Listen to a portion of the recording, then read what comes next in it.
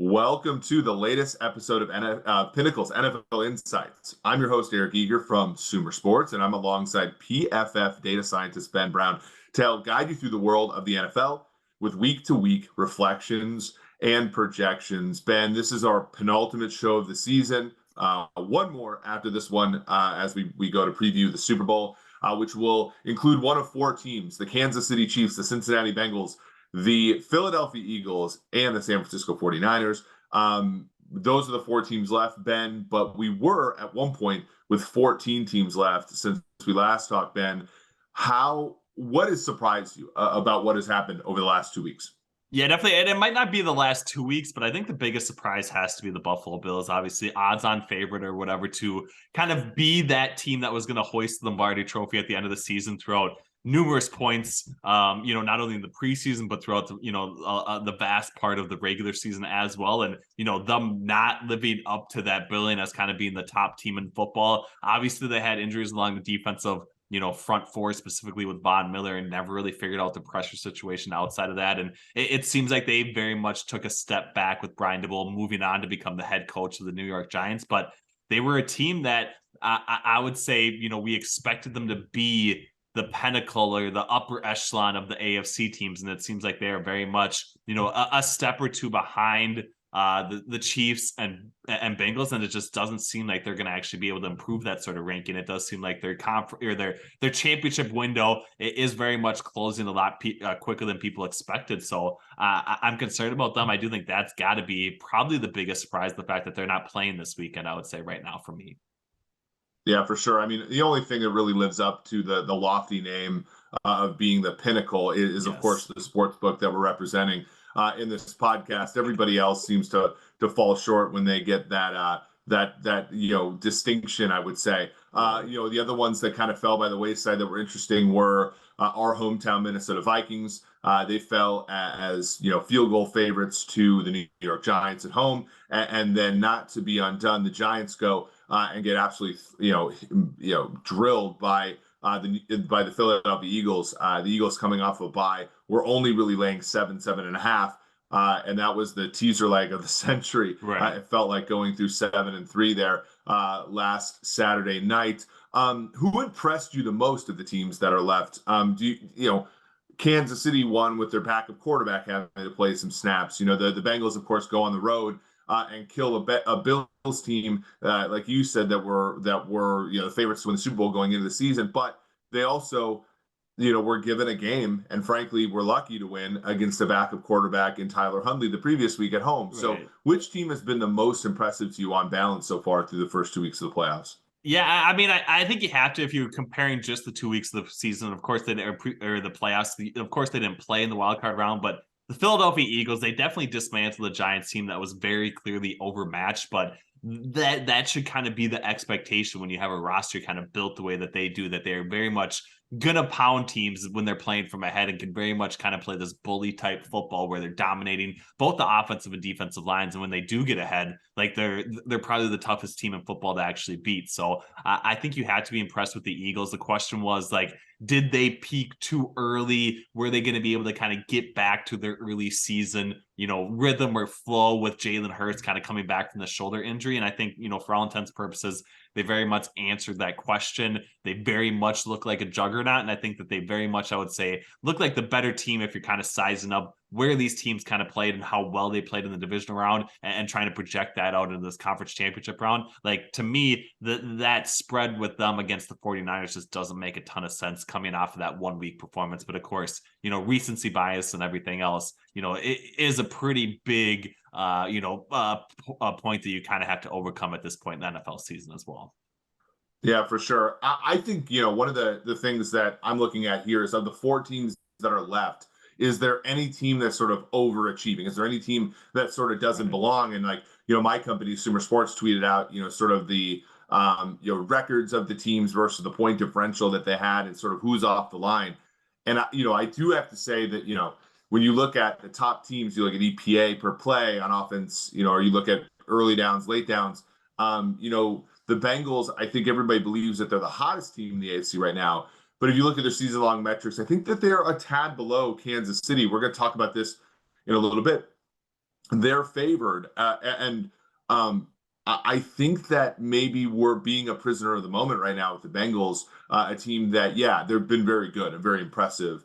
They've won 12 games in the regular season. Probably could have won 13 if they were given a chance in the other Bills game. And like you said, they killed a Bills team that is very good. And so we're giving them a lot of credit, but I wonder if maybe they're not a little bit overvalued on the betting market right now. Right. Yeah. And there's, the ideas of like momentum and everything else, and the schedule against the same opponent, basically, and the fact that the Bengals have very much, people would say they owned the Chiefs for the past few times that they've actually played. But I agree with you. I think that if you were heading into the Bengals match against the Bills last week and had thought that their offensive line concerns were real and justified and very much a reason why they might not win, like, a lot of that hasn't necessarily changed. I do think a lot of the success that they have could be maybe more random by the fact that the weather and everything else kind of played a role in the Bills, defensive pass rushers just not being able to take advantage of a really susceptible,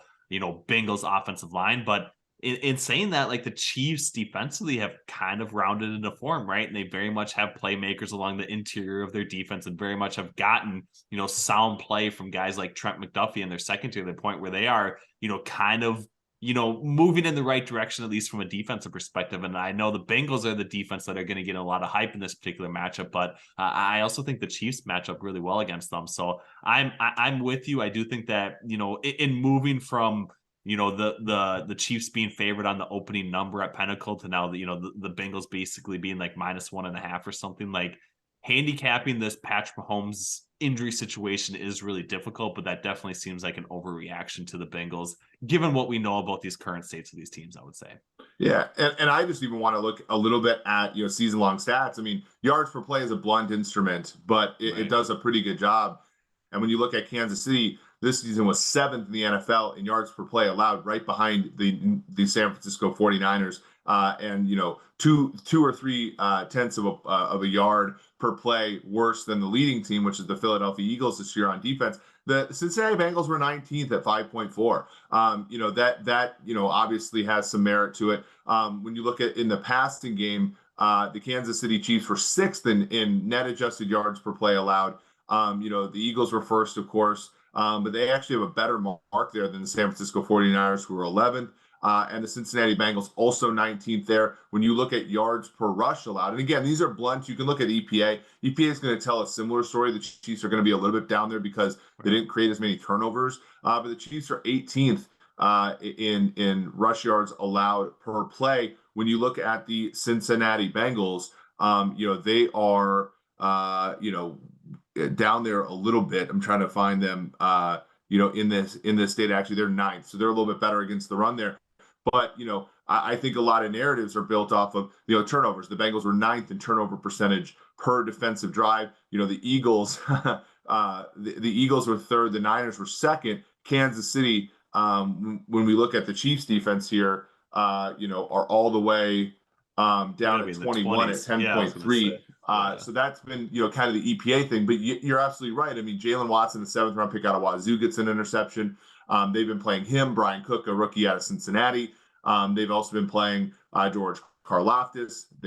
So they played a lot of rookies this year, along with Trent McDuffie, and they continue to get better. I had a tweet that said, the great teams in the NFL play through their weaknesses during the regular season, and the weaker teams hide them. And the Chiefs have played through their weaknesses this year. And that, is a big part of why now they have fewer of them.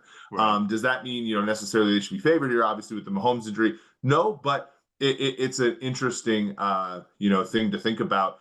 Ben, when we look at this outright market, these have changed a little bit upon open, but right now, and Pinnacle, one of the great books, obviously allowing us to see both yes and no on both of these as well.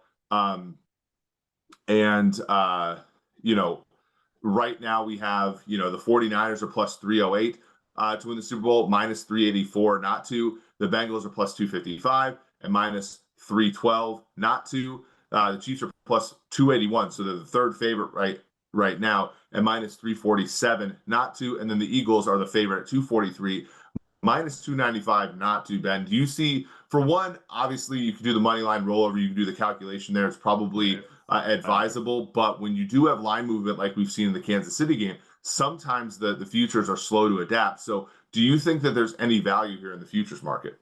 No, but I definitely appreciate Pinnacle at least giving a two-sided market. I don't think there's any other book that I've, even seen that offering. So you definitely have to give kudos to them specifically for obviously offering both sides of this market, because you rarely, if ever, see that.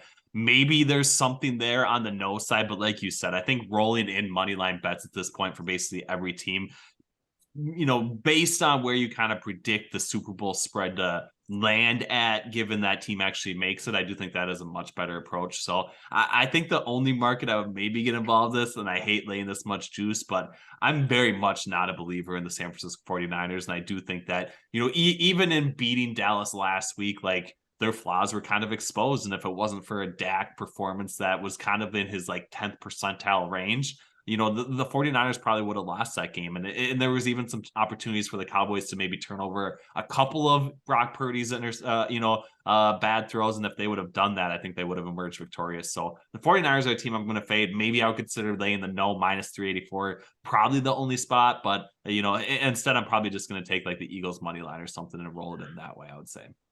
Yeah, so let's just start with that game. I think this game is getting almost no fanfare, and maybe that's just because I am a Kansas City Chiefs fan, and I am going to the game, and I've just been laser focused on this team that has beaten my favorite team 3 consecutive times.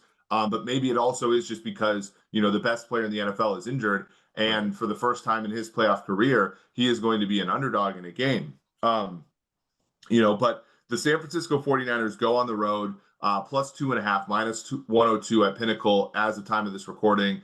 Total, in that 46 range or so. Eagles -2.5, -110. Ben, what do you think about this number? Because I think it's a little longer on the side of the Eagles than, the Jeffrey Bensons of Circa and some of the other handicappers would have said, going into the week. But as you said, the Niners played a game that was not particularly impressive against the Dallas Cowboys. Do you like a side in this game? Do you like an over and under in this game? Ben, what is this game, reaching out to you for?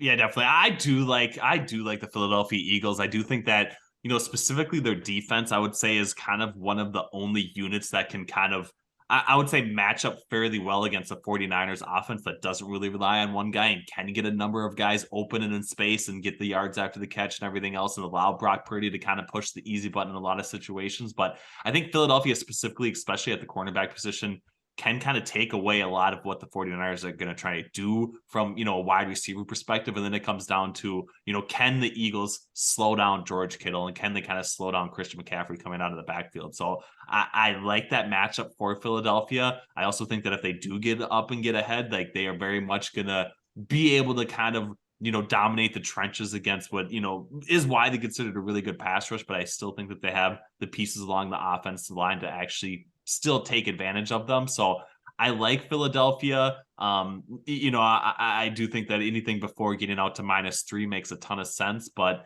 I still am waiting for the other shoe to drop with Brock Purdy potentially actually giving up one of these turnover worthy type plays and actually having the defense be able to take advantage of that. And if he does do that, I think that's all the separation that the Eagles are going to need. So I like Philadelphia here. I just don't see it with San Francisco, I would say. Maybe I'm missing something. Maybe you see something, I would say, at this point. But I very much think it's kind of Philadelphia or bust right now. Yeah, I agree. I would lay 2.5 with Philadelphia. I think the only look, you could have is possibly San Francisco on a teaser out to 8.5. Now the Bengals and Chiefs are kind of in a dead zone. You had at one point in time when the Chiefs are plus 2.5 before Right Eagle Sports bet them. Yes. You could have teased them up. You could have teased Cincinnati up at the very, very beginning when it was 1.5, 2.5. But for now, I think the Eagles are the only side here. The one thing that worries me if I'm a Philadelphia backer is neither one of these teams has been particularly tested. I think I tweeted this out the other day. But the Eagles' most difficult team that they've faced so far this season has been our favorite team, the Detroit Lions, in the first week of the season. That's literally the best team that they've played. Now, San Francisco, you have They you know, lost pretty a handedly loss to to the a Chiefs or loss to the whatever, Chiefs. right? Yeah. They Yeah, they beat have a the loss to the Chiefs by Chargers. 21 right after they acquired McCaffrey. And then since then, they have a win against the Chargers, but the Chargers were banged up. And I also don't think the Chargers are that good. Right. The Arizona, New Cowboys. Orleans, Miami, kind of there. They Although were Tua, banged up then too, that's right? another one. That's a 9-8 football team. The Bucks Yeah. were frauds. The Seahawks were ultimately frauds. And you had the Vegas Raiders, the Washington Commanders, the Arizona Cardinals, the Seahawks again. I think Dallas last week, as weak as they were the best team that the Niners have faced. So neither one of these teams has really been all that battle tested this year. And I think, if this could be a live betting situation. Like the Eagles are a team where, they very much want a game like they had against the Giants. Who doesn't? But like they're a team that when they can get out ahead, they can run the football with their quarterback, they can run the football with their backs and just kind of play keep away. We've seen, Monday night against Washington, when they get behind, it's difficult for Hurts to sort of throw when they expect him to throw. The Indianapolis game, they came back and won that game, but the final drive that led to a touchdown had no completions in that game for the Eagles, Right.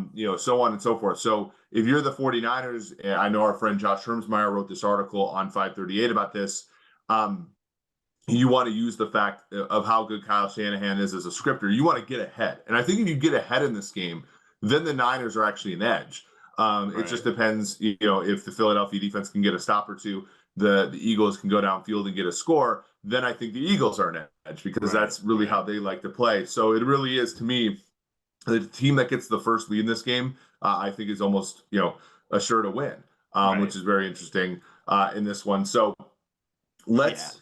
Yeah, I think you hit it. I mean, obviously the scripted play set's going to not only be able to tell a lot, but also is very much going to drive the outcome of this game. But I agree. I also think like if you were listening to other people kind of handicap this matchup, like it is very much tilted in the one-sided direction that the Eagles haven't played anybody, but both these teams haven't played anybody, right? And both these teams, I would say, don't have a ton of legitimate wins on their schedule. So how are they going to actually do when they are not kind of capable of playing the bully type football, in the trenches and winning that way and establishing that and going in that direction? But I think there's just more upside leaning in Jalen Hurts' direction if they are on equal playing fields. And he is kind of, I would say almost like the X factor over Brock Purdy. So that's why I lean in the Philadelphia Eagles direction as well. But I do think you make a ton of good points as far as like where this game is going to be won is probably honestly on a scripted play set that starts off this matchup. Yeah, for sure. And these teams have come from a long way, right? The Eagles preseason were about 48-1 on Pinnacle. Once they started the postseason, they were 5-1. Now, of course, they were, as we talked about previously, in a very good spot as the favorite at plus 243. The 49ers preseason were 16-1, kind of darlings always at that time. And now, of course, they are the fourth favorite, at plus 308. So again, if you bet either one of those teams early in the season, you're dealing with a lot of line value there. Let's talk about line value. If you bet the Bengals early on when the Chiefs open -3, even at -1, not as much line value. And this is the point I want to talk about here in this rematch of the AFC title game, the first rematch of an AFC championship game since the Ravens and the Patriots repeated in 2011 and 2012. In that matchup, the Patriots got the best of the Ravens in 2011. The Ravens got the best of the Patriots in 2012. The Chiefs are hoping a similar fate is in store here, where they can get the draw here and even the score at 1-1, and in fact to be 1-3 because the Bengals have also won 2 regular season matchups in this series in the last 3 as well. These people that are on Twitter, man, and they're people that I respect, but they're like, oh, this line movement makes me believe that Mahomes isn't playing. Folks, when the spread was -1, basically the implication, if you looked at like BetStamp or any odds aggregator, was that the Chiefs were about 52% to win.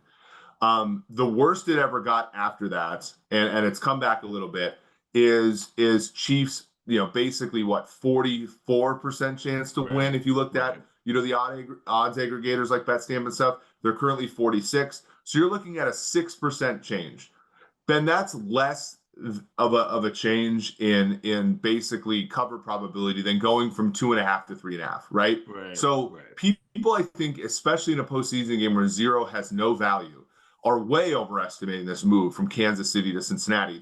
the most notable thing was that the Chiefs, the initial mark got off 3, but now that it's under 3, I think that this thing ping pongs back and forth. And in fact, you could, there's a part of me that believes that some of these groups are trying to head fake the market all the way out to Cincinnati -3 so that they can pile onto the Chiefs once limits become the biggest. Right. Yeah. I mean, I wouldn't be surprised of that move. Obviously, like these are the types of games where we see that movement, but it's interesting. I do think like the biggest part of this handicap is very much the effectiveness or whatever of Patrick Mahomes and how well he can actually play. And if you're kind of judging it based on a ceiling type outcome performance from him specifically, like the Chiefs should be pretty heavily favored. I know we're looking, at Pinnacle and everything else. PFF does have like a play-by-play simulation. And I was kind of trying to at least go back and forth as far as like where would we be at with a fully healthy Patrick Mahomes? Where would we be at with like a top end performance from a guy like Chad Henne? And where would we be at with a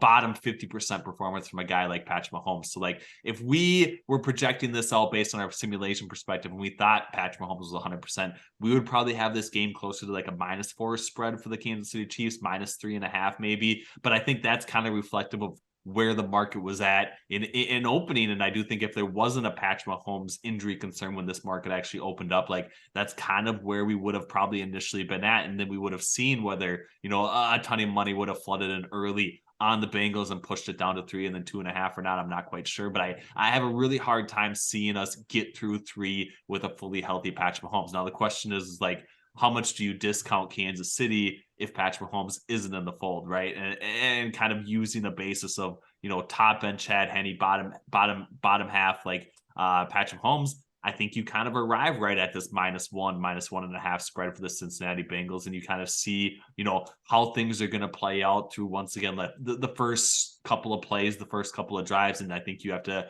understand and maybe gauge where Patrick Mahomes is going to be from his, his ability to kind of navigate the pocket and his ability to extend plays with his legs to the point to actually get his receivers open downfield and give them time to actually create that separation. So I think like if you're playing something right now, like outside of the teasers that I'm sure everybody has kind of early on in the week, like I also kind of want to take a wait and see approach, but it's more based on, how is Mahomes moving in pregame and how is he moving in the first couple of drives before I'd really want to lock in one side. But if there's no qualms there, I think it's very much Chiefs or bust at that point in time from my perspective. Yeah, for sure. And Jeffrey Benson of Circa said 4.5, 6.5 of Mahomes was absolutely healthy. I think that, again, this is a situation where, we're just not thinking, distributionally, probabilistically in the market. And, I think this is not the Super Bowl. The Super Bowl is one, event where the public does have some say as to where the number moves. These are standalone games, so that there is a thing there. But the public doesn't have a big influence at all on betting markets. But I can't help but think of like all of the narratives around Cincinnati. Just remembering last week and forgetting that they have 4 losses this year. 3 of them were to backup quarterbacks: Mitch Trubisky, Cooper Rush, and Jacoby Brissett all beat them this year. And in fact, if there's not a fumble return for a touchdown on a quarterback sneak from the 1-yard line, Tyler Huntley probably beats them in the divisional round. And so, not to say that Chad Henne could beat this or would be favored, but there's an aspect of I think overcompensating a lot of ways to get Cincinnati to this number right now, which is sitting at Pinnacle. Bengals -1, -112. Chiefs are +1 even money. It's -121 for the Bengals on the money line, +108 for the Chiefs. This has gone down a little bit since that Right Angle Sports release of the Chiefs +2.5. It never got to 2.5 on Pinnacle. I saw it get to 2, but we saw Cincinnati north of 130, like -134. So that has gone down 12 cents or so. So we have seen some resistance on the Chiefs. This number does not reflect that Mahomes is not going to play. There's just simply no way that that's the case. If Mahomes wasn't playing, the Bengals would be -4.5 or something like that. This is not reflected there. So this is kind of in no man's land. And frankly, where the limits are right now, and how many NFL games, especially playoff games, land one or two, I think that they're comfortable with this number right now. I'm like you. I think the Chiefs are probably the side here. I think all the other narratives are stupid, and there's not really a a sound way, that to argue the Bengals side here. The Chiefs, especially if Mahomes is anywhere close to 100%, the Chiefs should be favored, independent of what has happened the last three times in Cincinnati, and also in the AFC title game last year in Kansas City. So, I think this is one thing to think about here. We have seen a lot of home teams struggle this year, right? We saw the Bucks lose at home in the playoffs. We saw the Vikings losing the home in the playoffs, and then we saw the Bills last week get taken down. Home field advantage, of course, is a thing where it certainly matters, and I think rest is another part where people are missing out on the Chiefs, having a day of rest. The Eagles having a day of rest over the Niners as well. What do you think as far as any of these sort of spot factors that could be exploited in these lines? Yeah, definitely. I do think going back to, the rest situation, especially at the start of the playoffs, was very much a spot that wasn't, I would say, correctly priced into the futures market at that point in time. I do think in some ways, like, there maybe should still be a little bit of an expectation that the Eagles are the most rested team because of the fact that they did go out and have the bye and then have a game where they could very much get a lot of their starters out by the latter half of the fourth quarter, and it wasn't like an overly taxing game from that stretch of the imagination. But I think like the home field advantage, obviously, in prior seasons has been downweighted a little bit. I still think that in some ways, like, the correct approach is probably to downweight it more than like the 1.5 mean expectation that you see in a lot of spots right now. But I think the rest advantage is probably undervalued, and I think that even with the Patrick Mahomes injury situation, like, outside of that, the Chiefs should very much have, a much better rest type situation and a much better injury situation than what the Cincinnati Bengals have. And I think that's very much also the case in the NFC as well. So I think that's the spot that you lean on. And I do think there's probably still just a little bit of value on both of these number one seeds for that very reason. Yeah, for sure. And you bring up a good point. Like, aside from Mahomes, the Chiefs are very healthy. The Bengals are still banged up, on the offensive line. And, I think that one mistake that folks made betting the Chiefs in 2020 was this thought that, just because offensive line injuries haven't reared their head doesn't mean they can't rear their head, right? And, the Chiefs went 14-2 in 2020 with 60% of their offensive line out most of the year. They lose Eric Fisher in the championship round. And, great game plan by Todd Bowles exploits them. There's no reason the Chiefs can't. Chris Jones has 6 pressures last week, still without a playoff sack in his career. Frank Clark is tied with Reggie White with 12. They do bring some good blitzes. I do think that there's an opportunity for them to have a game, rushing the passer here. So I think we're both on the side of, the favorites this week. Philly, right. And Kansas City's not the favorite anymore, but the two home teams, the Chiefs and the Eagles. The MVP race is all but done. Patrick Mahomes is a clear favorite. I don't think there's any value there. We look at player props. Like, I think in the Chiefs game, you really want to look at McKinnon. I think that Kelsey's probably going to be covered up a little bit by these linebackers and safeties, but so you're going to have to look places like Valdez-Scantling and Smith-Schuster. Kadarius Toney will, I think, be a marked man in this game. So I think Jerick McKinnon, who had a slightly down day for him relative to where he had been the rest of the season, 6 straight games with a touchdown catch. I think he's the person you want to look at in player props. Ben, do you have any player prop that you like? Yeah, I mean, I am looking at some of these alternate markets. I know we've kind of already harped on why we like the Chiefs, why we like the Eagles, but I think, like, specifically on Pinnacle, the Eagles up at -7.5 plus 214 price. Like, I do think there are a lot of scenarios where this game does get away from the San Francisco 49ers. So playing maybe an alternate number at that plus price, it is very much an approach that I'm trying to add to, I would say, some of the betting opportunities that I make. So I do like that one quite a bit. Outside of that, I do think, a guy like, it's tough because I don't really expect much production from the 49ers offensive. So I do think like a guy like Brandon Ayuk, once again, this was a spot that I liked last week, him going under 3.5 receptions. The ball is just, I would say, spread too thin, and I do think the matchup specifically against Darius Slay, James Bradbury is going to be a difficult one for Brandon Ayuk. So I think they're better off using those targets in other areas. So him to go under 3.5 receptions, I think, is a really good look as well from the 49ers perspective. In that game, especially if you do think the Eagles jump out early and kind of establish what they want to do. And then, this is maybe a little bit of a hedge play on our Chiefs love, but I also think Jamar Chase is kind of like going to once again be the focal point of the Bengals offense. I tried to buy into T. Higgins a little bit last week, but outside of Chase, like the targets and the opportunities are very much spread thin between guys like Hayden Hurst and T. Higgins and Tyler Boyd. It's the only one that you can really buy into to kind of consistently get these first read type targets is Jamar Chase. So him to go over 6.5 receptions. I know we talked up the Chiefs defense and the Chiefs secondary and everything else, but if you kind of expect the Chiefs to get out to an early lead, the Bengals are very much going to have to come back to the Jamar Chase, and he's had success previously against them. So I think him going over 6.5 receptions is probably the only other spot that I really like, from a player props perspective. Yeah, I like that one a lot.